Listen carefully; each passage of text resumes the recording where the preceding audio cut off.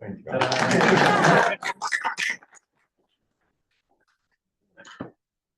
just gonna perch up here. We seem a little informal, so thank you for inviting me here and letting me show my film. It was filmed over the summer of 2019, and then it was released November 2019. So it's about 4 years old, and nothing has changed. All the topics are still valid and occurring, and the challenges are still there that we're facing. The film really was located or filmed around the prairie pothole region, and that's where my research is done around. So kind of the southeastern corner of Alberta, getting into the southern half of Saskatchewan, and then into the southern bits of Manitoba, speaking in Canada. It's a very, very wide area that's covered, and the challenges are exacerbated by it moving between the geographical regions, these made up boundaries that we've created, the provinces, because the water and everything doesn't care where these boundaries are. So once we do see some of the challenges running into the different districts and the different regions within the prairie pothole region. But anyways, I digress. Does anyone have any questions or go ahead? I noticed that the Indigenous person there had the designation land management manager. Yeah. Is there any such designation in the Saskatchewan government? Is there any land management person there, or? So Indigenous nations are sovereign land within Canada. And so each Indigenous nation will have their own land manager. Alfred Gamble, who is in the film here, at this time of filming, was the land manager for the Okamasas Cree Nation and Beardy Cree Nation. And so the province of Saskatchewan has, my brain just. They have an agriculture minister. They do. They have an environment minister. They have a land management guy. They don't do they? Not really. Yeah, I was just thinking, you know, Yeah. it's odd that they Well, because it's up to the individuals to manage their lands. 60, 70 years ago, yes, the provinces did have an more active agricultural sector and land management sector. What happened is, and again, I'm speaking for Saskatchewan because that's where my background is, so I can't speak for Alberta.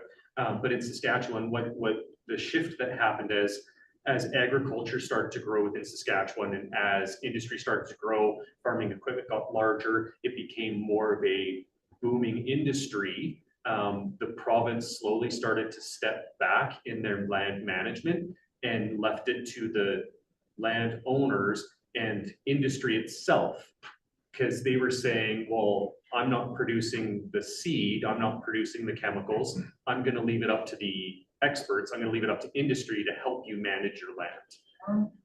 So there's been a slow progression and reduction in the activeness of government within Saskatchewan in managing the land, and it's left up to, like I said, the landowners. And so if a landowner has a question, they don't go to the government anymore, they go to industry. They're going to go to Bayer, they're going to go to whomever that can help them, that's selling the seed or the chemicals that they need, the fertilizers, and saying, how much do I need to apply to my land? They're going to Monsanto for those questions. They're not going to the government because it's Monsanto that's producing it and they're the experts on their product.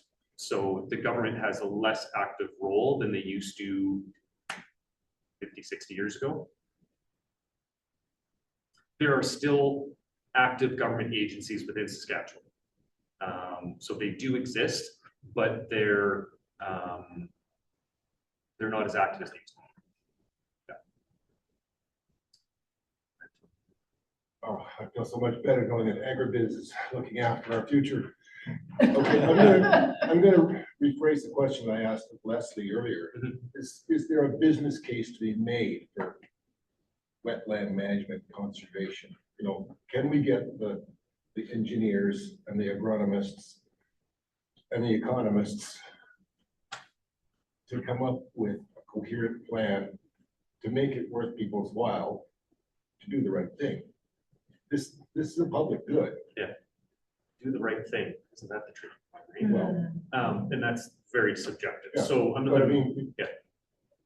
protect the public interest. We all have an interest collectively in that wetland resource. Yeah.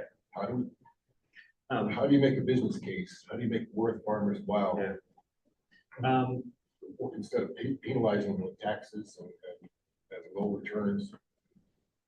Are we all familiar with the term ecosystem services? Oh, yeah. Yeah, okay, so it's ecosystem, ecosystem services are the benefits that we as individuals or people or society gain from nature as it stands. And there are ecosystem services in absolutely everything within nature. And so, you know, the old term money talks, right? And so one of the pushes that a lot of research is doing is to determine what value or what the value in regards to ecosystem services we get is to wetlands, right? What do we gain? What are those benefits? So whether it be filtration of water systems, whether it be food systems, so like hunting, right? So we have waterfowl and other, you know, animals that use these water systems. It is tricky because, you know, the term that you used was you know, the benefit the individual, right? So who's the individual? Is it the person living on the land?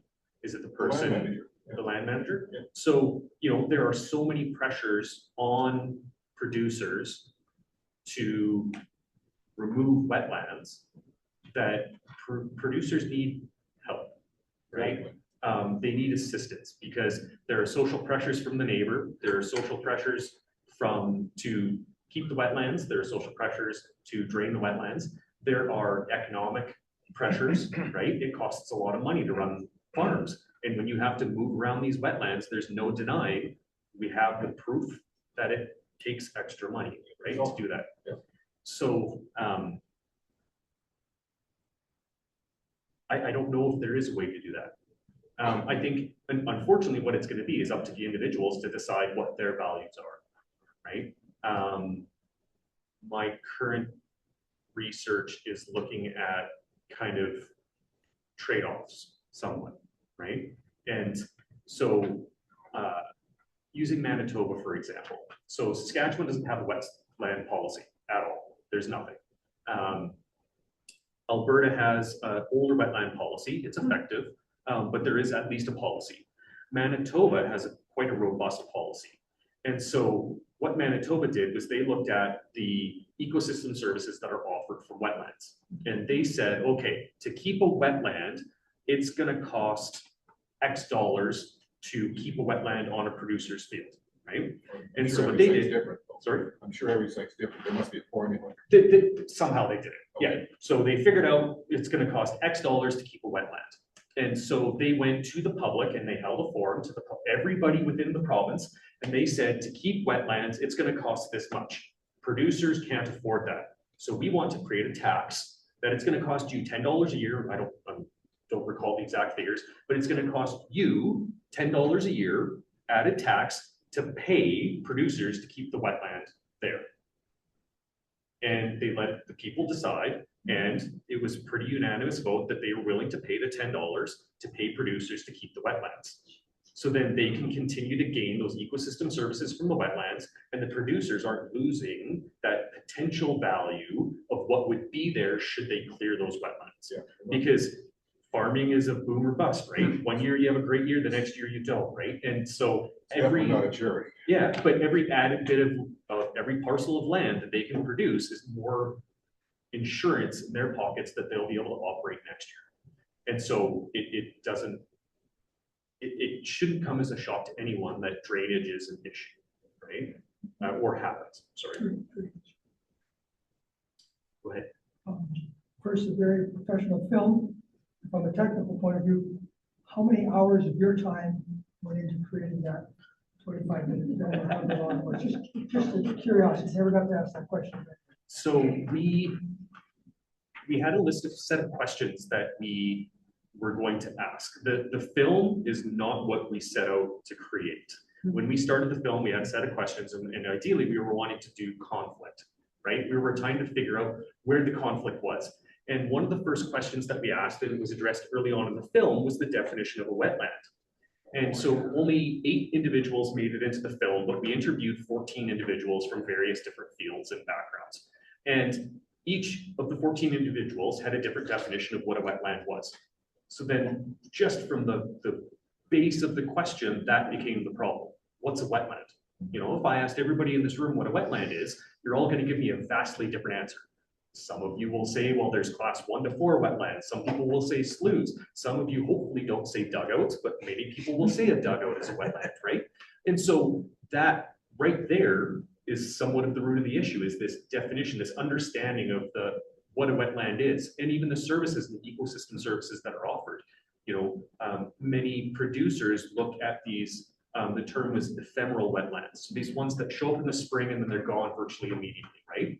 And they create a nuisance for producers because they can get their tractors stuck when they're starting seeding and getting the land ready for producing their crops. But they are so important to the migrating birds. They are these little nutrient boosts that they get when they're moving north or east or west, you know, on their migration in the spring. And they're very easy to get rid of. So we had to pivot very quickly when we were interviewing the individuals because we found that theme that was coming. So I interviewed 14 individuals. We're looking at about an hour and a half for each one. That's just the interviews. I spent an entire summer, a glorious summer, driving around Saskatchewan, mainly in the southeast area, near the Quill Lake region. Just taking pictures of birds and, you know, wetlands and whatnot. Producing the film, putting it together probably took, do you want hours or months? Sounds like it has to be. It ended up being a full-time job, and there was a lot of footage to go through, because when you record a film, you're watching it back in real time. So I had 14 interviews at an hour and a half each. So there was 30 hours just in interviews, just about, that I had to sit through and find the little clips that I wanted and put it together. And the first cut was an hour long, and then you whittle away, and all of a sudden we had a 30-minute film. It easily was 3 months worth of filming and editing and to put together a 30-minute film. So. Then, thank you. The other comment was the idea that government trying to manage the individual owner of the farm to deal with extraneous side effects of what they want to do is sort of like the federal government carbon tax and what they're the pushback from a lot of people saying they don't understand. So there's needs to be some education, and at some time, I think we're going to have to sort of get away from the fact that you own the land and you do with it what you want to. But that's a lot of that's heading towards socialism. That's interesting what you say, because I lived in a couple of third world countries that was all regulated, couldn't touch wetlands. So it doesn't. In Saskatchewan, it is illegal to drain a wetland. What? It is illegal to drain wetlands in Saskatchewan. And it has always been illegal to drain wetlands in Saskatchewan. But we have lost 70% of our wetlands in Saskatchewan. I'll let you figure that out. I heard the Saskatchewan Minister of Agriculture, I think, say once that they don't even know who owns the land anymore because it's being traded now internationally, or so that concerned me because that really loses any control that the government still can execute.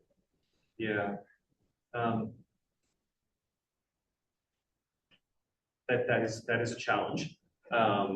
Land value has been increasing exponentially. Individuals owning their land is becoming fewer and fewer. At the end of the film there, you saw the statistic saying 70% of farmlands have been lost or gone. That's not the land isn't being worked. It's that you're seeing a consolidation of farming. You're seeing more corporate ownership of farmlands. You're seeing more individuals owning huge swaths of land. There is one individual that owns more land in Alberta and Saskatchewan than any other individual, I believe, in the world. One person owns, I'm not going to say names, but there's one person that owns more land than, and it used to be the University of Saskatchewan was the largest landowner, and now they are dwarfed by this individual. And so they buy land and lease it out to producers. And so when you have a volatile market like grain and other exports and pulses and stuff, It's very, very hard on producers to make money now when you have a corporate individual that is looking for a return on their investment in the land. And so it creates other complications. That complication of generating enough money to pay for the land that you're producing on is a very large driving force for why individuals will drain the wetlands. And so when you have a corporate owner that is not working the land or on the land and all they care about is a return, then there is little incentive for them to care what happens to the land. It's just pay your rent. So then you have a producer that is then somewhat hamstrung and forced to make the best decision they can make to produce as much as they can, to make as much money as they can, to pay for the land that they're renting from these individuals or corporations. Yeah. There are two questions online. Yes. How many people may make decisions about wetlands? I traveled from central Alberta to Saskatoon earlier this month and saw not a person on the land. Alas, agribusiness prevails. The question, how many people may make decisions about wetlands? Not quite sure how to answer that. How many people? Well, it's a rhetorical question. Okay, good. Yeah. I'm going to treat that as a rhetorical question. If you want to ask the question again, please go ahead. If it was a rhetorical statement, yes. How many people? No one makes decisions. Since Water Security Agency is the government agency in Saskatchewan to protect and manage water resources, do they have any wetland classification that categorizes different wetlands under different jurisdictions for water management purposes? Whoa, we're getting into the weeds here. Water Security Agency, yes, that is the government agency that oversees water within Saskatchewan. As I mentioned earlier, there is no policy to manage water or organize drainage. They do have rules and laws in place, but there's how do I word this? There's very little political will at the moment to uphold these policies that they have. Again, 70% of wetlands are gone. Does it ever end up in court? These little disputes? Well, yes, so you can run into disputes. So are individuals here familiar with what's kind of happening in Southeast Saskatchewan in the drainage and Quill Lakes, which is now Quill Lake? We have two water bodies that are flooded out, thousands of acres of land lost because of drainage. And so That's the one just east of Watson. No, it's in the southeast corner of Saskatchewan. Okay. Yeah. Cool. And so there were two lakes. And so one individual draining a wetland, again, doesn't have a big effect. But when you have many individuals draining wetlands, and so that previous speaker had that diagram of a water basin, right? And so when you have people eliminating those little red lines from that previous speaker, that you just have the bigger lines, the class 2, class 3 water bodies, well, the water flows much quicker and it always goes to the lowest spot and usually ends up being the lakes. And so what happened in the Quill Lake water basin was that you had enough individuals draining the wetlands that they flooded the entire area. So when we have an increased a wet season, there's massive flooding. The other thing with the Quill Lakes is that there's no out. It is the end of the road. And due to the water quality, the makeup, the composition of that water, they can't drain it, right? There's nowhere for that water to go. It's just there forever.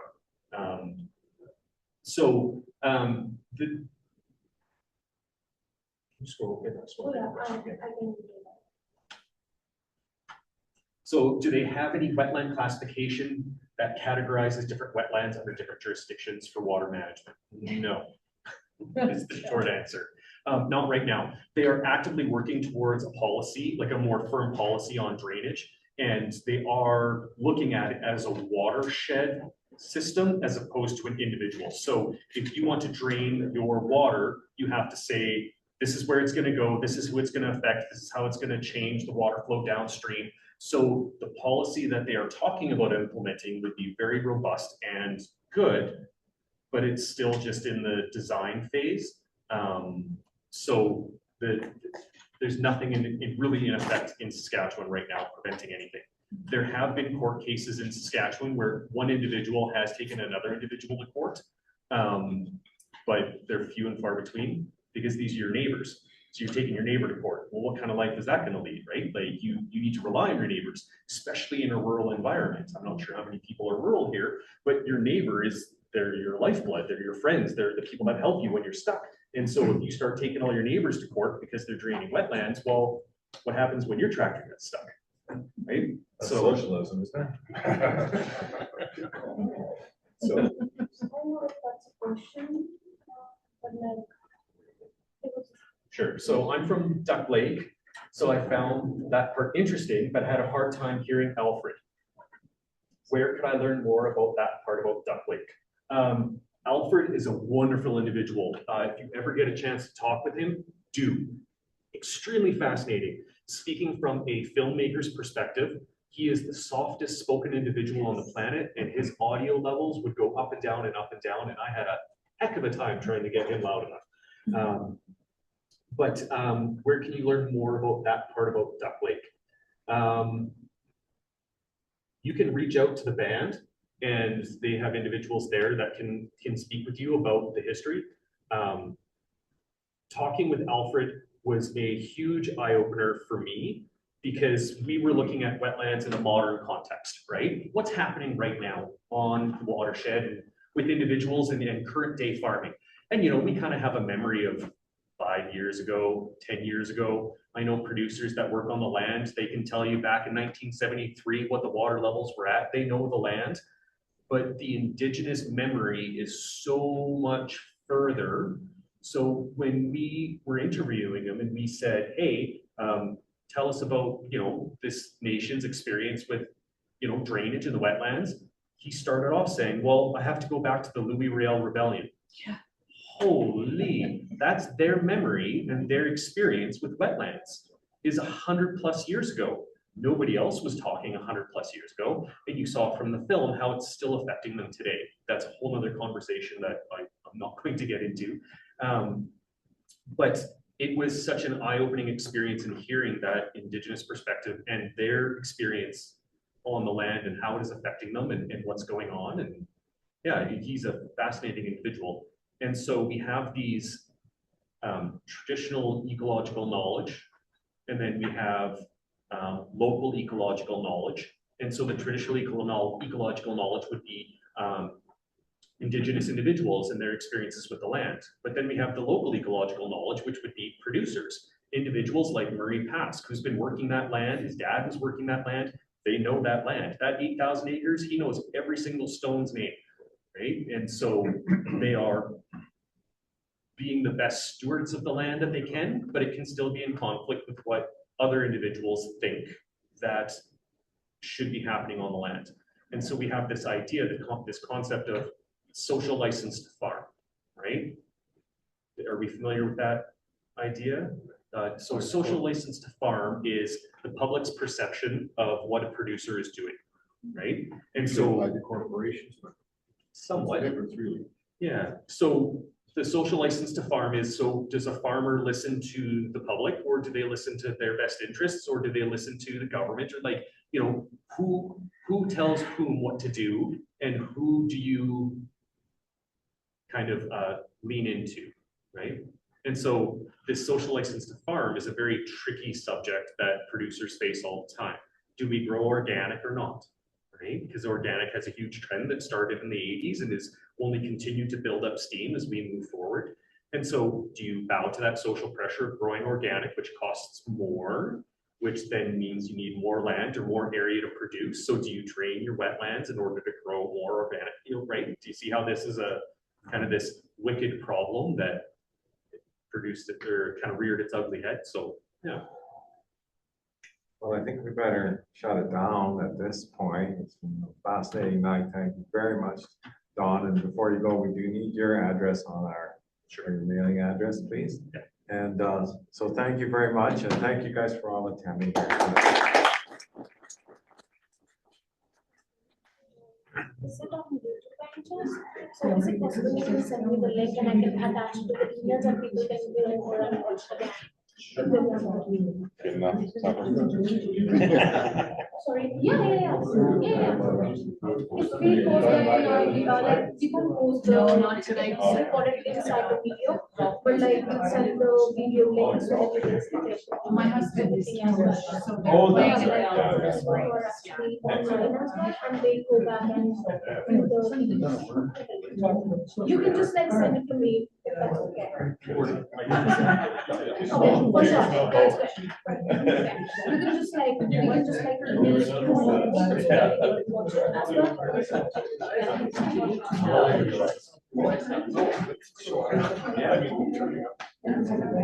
It's fun to.